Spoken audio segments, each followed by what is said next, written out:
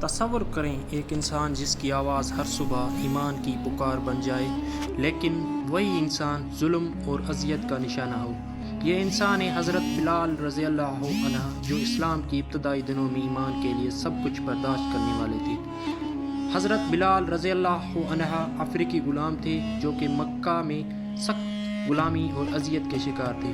ان کے مالک نے ان پر مسلسل ظلم ڈھایا کیونکہ وہ اسلام قبول کر چکے تھے۔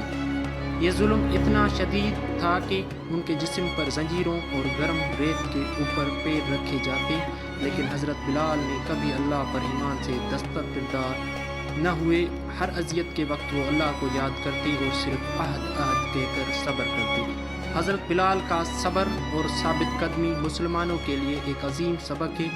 ان کی یہ ثابت قدمی نہ صرف ذاتی ایمان کی علامت تھی، بلکہ یہ بھی دکھاتی ہے کہ سچا ایمان ہر اذیت اور تکلیف کے باوجود قائم رہتا ہے۔ آخرکار حضرت بلال کے صبر کی جزا ملی اور حضرت ابوبکر صدیق رضی اللہ عنہ نے انہیں آزاد کیا۔ پھر وہ بنے اسلام کے پہلے مؤذن، جن کی پکار سے نماز کی اذان ہر مسلمان کے دل کو جلا بخشی۔